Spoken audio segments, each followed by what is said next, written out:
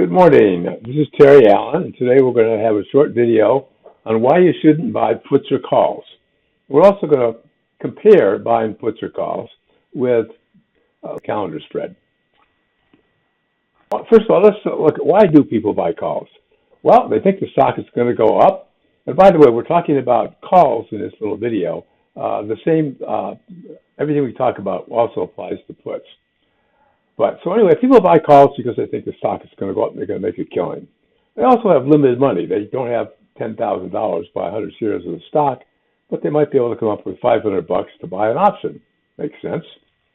And they get to play in the stock market game. They can tell their buddies down at the gym, "Hey, I just got a little apple in my portfolio today." Of course, they didn't buy the stock; they bought an option. And these people also buy lottery tickets. They play casino games. They're betting long odds. Their odds aren't with them. So what happens when people buy options? Buy calls. The stock goes down a lot, they lose 100% of their investment. Well, if the stock goes down a little, they also lose 100% of their investment. What happens if the stock stays the same? Oops, they lose 100% of their investment. Now I'm assuming that they bought a call which was equal to the stock price. The strike of the call was equal to the stock price when they bought it. So in all three of these scenarios, they lose everything they invested. So what happens if the stock goes up a little? Well, they might break even. They might possibly even make a small amount. But it could go up and they could lose a little if it doesn't go up by as much as they paid for the option. And the fifth scenario is the stock goes up a lot, which is what they hoped, and maybe they'll make 100 or 200%. Still, doesn't look like a great investment to me when three of the possible five things that are going to happen involve losing 100% of your money. If people lose their money after buying calls, which they usually do most of the time, they say, well, you can't win if you don't play. Same thing you say about buying lottery tickets. And all investments involve risk. Oh, yeah, that's true. It's sort of a way of justifying what they've done. And it was only a little money. It was only $500. It wasn't $10,000. Again, justification. And they can brag, I was in the game. I tied up 100 shares of Apple stock for a whole month. So bottom line, when you're buying calls, you're speculating. You're not investing. The odds are against you 3 out of 5 times. Of the 5 different things that a stock might do, you lose 100% of your money. And about 85% of all options expire worthless. So that means that if you just randomly bought call options out there, 85% of the time, you would lose 100% of your money. You do a lot better than that if you go to the roulette wheel and you only lose about a little more than 50% of the time, but 48% of the time, you actually get your money back. You make some money. But in options, call options, all options, 85% of them expire worthless. No wonder options have such a bad reputation. Options scare a lot of people. Okay, let's look at an alternative to buying calls or puts. And obviously, if buying calls is such a bad idea, maybe selling them is a better way to go. It's a great idea, but there's a catch, unless you own the stock. You have to come up with some capital in order to have permission to be able to sell a call. It's called selling naked calls, unless you own the stock. You have to put up such a lot of money to cover the potential loss of a stock going up when you sell a call that you might as well buy the stock, because that's going to be about the same amount of money as required for a margin requirement if you're selling naked calls. But you can use another call as collateral instead of cash. And in doing so, you create a spread. In this case, it'd be a calendar spread if the strike price of both the call you buy and the call you sell are at the same strike. So instead of buying a call, consider buying an option spread. And an option spread is a very simple thing. Is you buy one option and you sell another option at the same time, and you own a spread. It might cost just about as much as a call, but in many respects, it's got many advantages.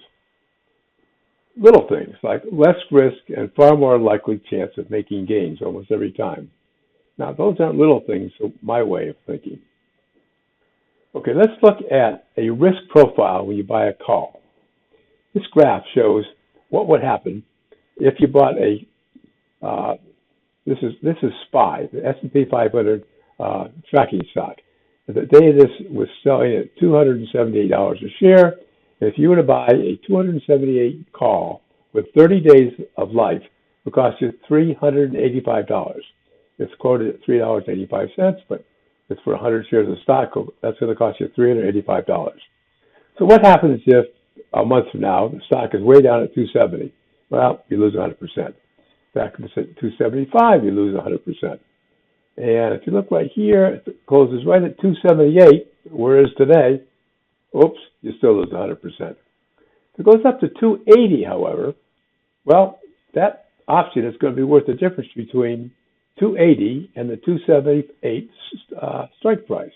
So you get $200 back. So you only lose $185 at that point. And if it goes up to $81.85, which is right here, that's where you break even, and you don't lose any money. So the stock has to go up to $281.85. If it goes beyond that, you start making a profit. And if it goes all the way up to 285, well, you make $300. At least one of the 5 possible things that could happen, you make some money. Let's compare that to the risk profile graph of a calendar spread. So, calendar spread, the stock, look, it's at 278 right now, and this says if it stays flat, doesn't go anyplace, you are going to make $231 on your investment of $372. Note that the $372 is actually less expensive than the $385 that you spent for just buying the call by itself. And so look at this graph. You can see it peaks right in the middle, right where the current price of the stock is. But the interesting thing is, if this stock were to fall by $3 to $275, well, you make money, $90. $90, you make 25% of your money, and the stock actually fell $3 a share. What happens if it goes up $3 a share? So puts it up to $281. Oh, we don't have that here, but if it goes up $2 to $280, we know that we're going to make $139. So you make about 33% if it goes up a little bit. And what if it goes up a lot? If it goes up $5 all the way to $283, well, you still make a small profit. But if it goes up more than $5, which is highly unlikely, it's going to go up more than $5 in one single month, then you can start losing some money. But again, you don't ever lose 100%, because the value of the call that you own, the 90-day call, always will have more value in it than the call that you sold to somebody else. So you can never lose 100% of your money when you buy a calendar spread, no matter what the stock does. And let's look at habits. If the stock falls $5, which again is a pretty large amount to fall in a single month, you still make a very small profit with a calendar spread, whereas as you know, if it falls by even a penny, you lose 100% having bought just the stock, bought the option. Okay, let's just move on here. So what exactly is a calendar spread? It's a very popular and simple spread, one of the dozen of other possible spreads. Actually, it's not my favorite one, but it's a simple one to explain to you, something you can do as an alternative to buying a put or a call. You sell a short-term call with a calendar spread, probably the same one that many of the call buyers are buying. In that last scenario we just did, that's exactly what we did. We bought a calendar spread, and we sold the one without 278 call for SPY, and that was this. And the other example of buying a call, we use that same buying that call as the alternative rather than selling it.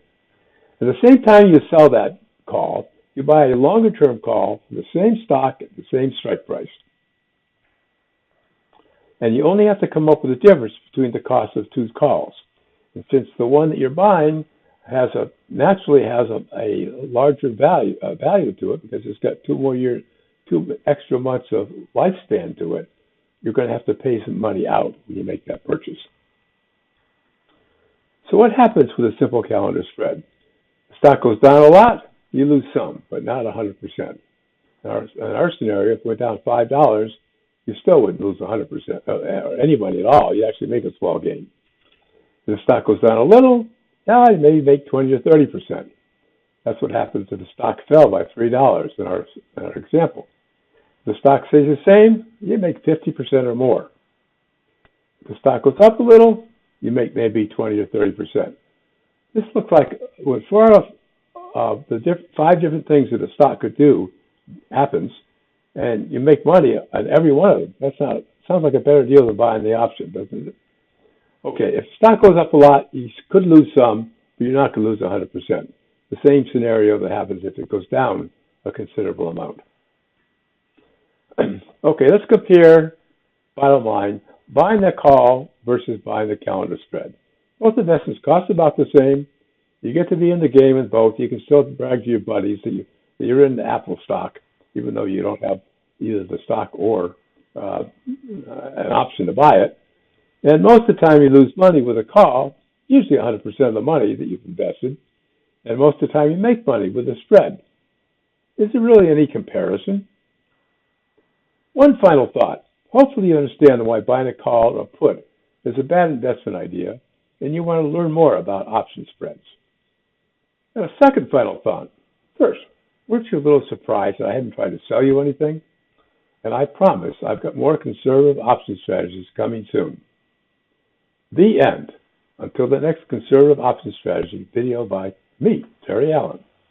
Bye now.